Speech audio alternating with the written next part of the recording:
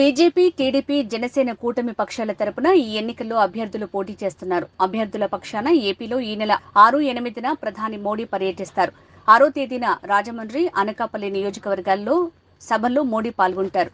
8వ తేదీన రాజంపేట పార్లమెంటు పరిధిలోని పీలేరు అసెంబ్లీలో సభలు, సాయంత్రం విజయవాడలో రోడ్ షోలో పాల్గొంటారు.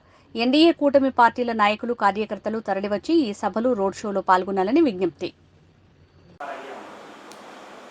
సోదరిమణులందరికీ నమస్కారం. ఎన్నికల సందర్భంలో భారతీయ జనతా పార్టీ, తెలుగుదేశం పార్టీ మరియు జనసేన కూటమిగా ప్రజల ముందుకు వచ్చినటువంటి సందర్భంలో దేశ ప్రధాని అయినటువంటి నరేంద్ర మోడీ గారు వారు ప్రచార నిమిత్తం 6వ తారీఖున రాజమండ్రికి మరియు అనకాపల్లికి వస్తున్నారు.